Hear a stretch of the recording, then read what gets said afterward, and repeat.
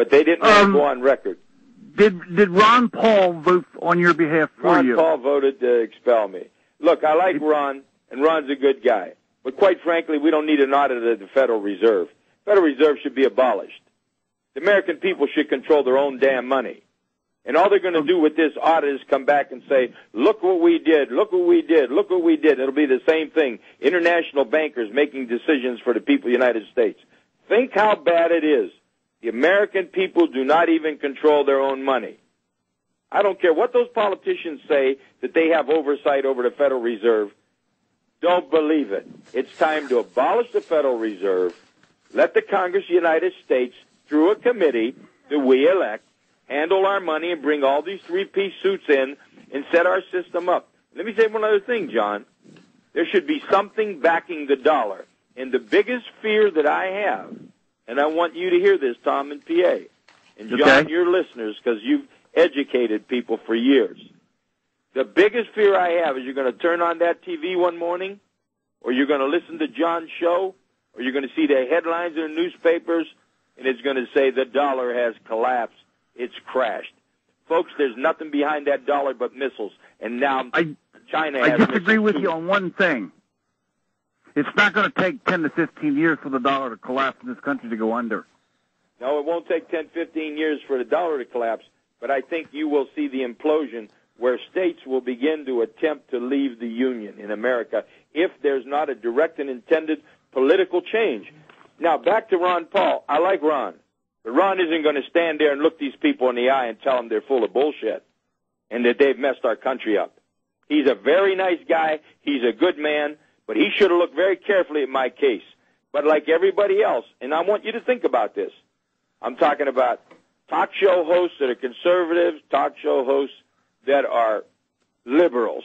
They all have one thing in common. They won't mention Israel.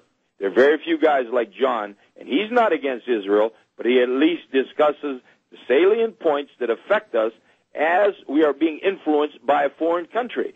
And I got to give John credit for that, and that's why I'm on his show. Well, and I'll tell you something, Jim. I've said repeatedly, I don't know what you're going to do with 6 million Jews. They're there.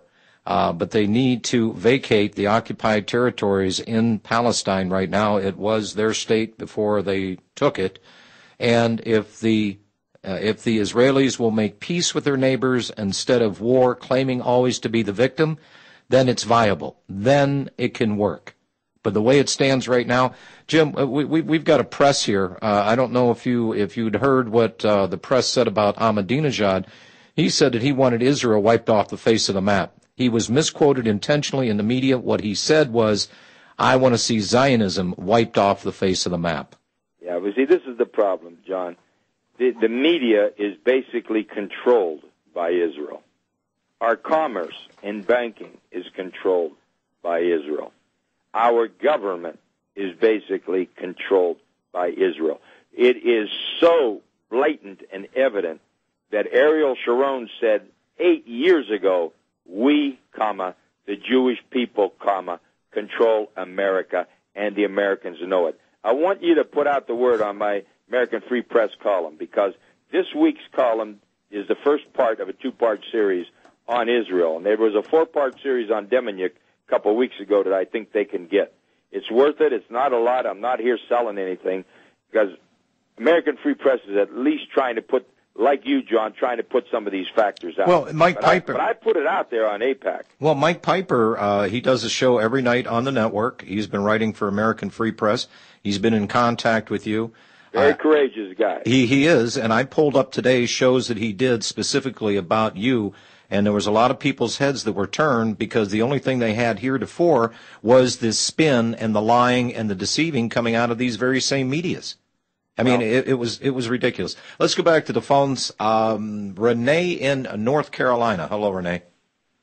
Yes. What I'd like to know is, like, how do you go after fraud in government when the Justice Department is in itself a complete fraud?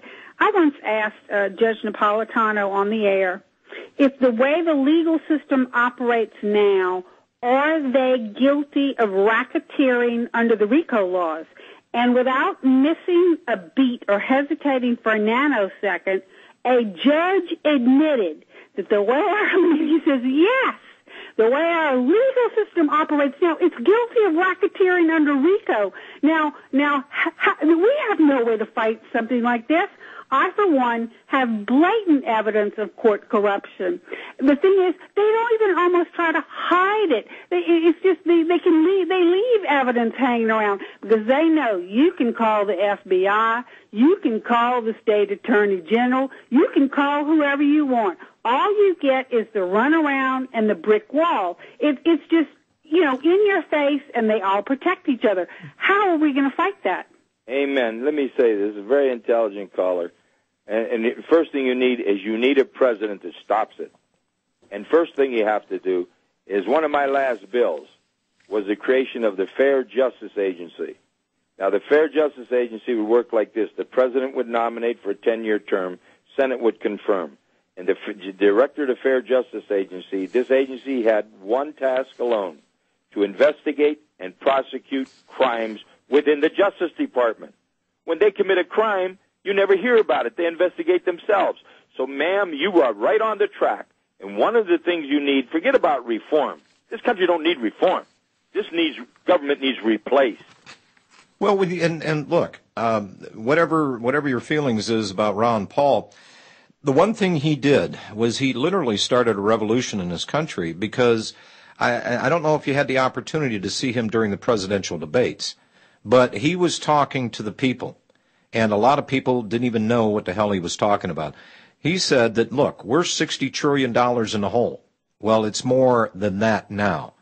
But he was demonized, the people that handled the debates, Fox, these talking heads were absolutely disrespectful, arrogant. Absolutely. I mean, it was... They treated him, not to interrupt, treated him very poorly, but let me say this. This is where a candidate's got to say, look, I don't like the way you're treating me, and I know why you're treating me this way. Now I'm going to have my say. And see, Ron is a very nice person. He's an intelligent guy. He means well, but he's not going to be the person that's going to stand there and look them in the eye like that and have an impact. You've got to have a third-party impact that becomes a powerful force. And I believe that can happen in this country. But you're going to need a candidate who's going to be strong enough to say, hey, save it for the Rotary boys, because I don't buy it anymore. Hey, you've screwed up this country, and now you've got to live with it. And here's how we can save this country. It ain't about changing it, John. Yeah. This country needs saved. Well, and look, Jim. And I like Ron Paul. Don't get me wrong. By the way, I'm going to see. He's not going to light that fire. Well, I'm going to see him this weekend. Any message you want me to deliver? He's a good man. You tell him I like him. I am very disappointed the way he voted. He could have voted very simply present. They knew there were complications, that I was targeted by American-Israeli Public Affairs Committee. They knew the kind of pressure that I was under. They could at least voted present. And I am disappointed in him, quite frankly, because I thought he was one that would. But there were about 6 or 7 who voted present, and I appreciate that.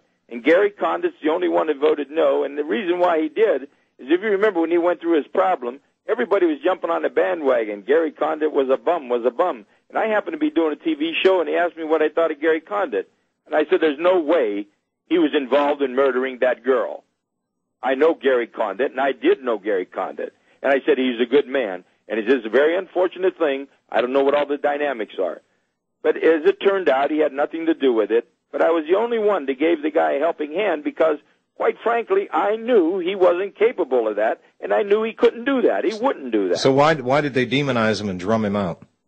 You know what? These politicians, listen to this, John. They wake up in the morning, they brush their teeth, comb their hair. They look out the window, see what direction the mob's going. They put on their trench coat, go out and lead the mob. They don't do a damn thing down there. They should be thrown out. In answer to Renee, Jim, are you familiar with the Administrative Procedures Act that was done in 1946? Yeah, I'm familiar with all that, but you know what? The golden rule applies here, and you're familiar with the golden rule.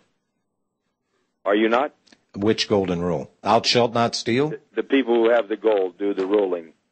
And you have all these laws. If all these laws were applied, John, we wouldn't have any problems. The government breaks the law. The Justice Department, in fact, suborns perjury so many times, withholds evidence, obstructs justice.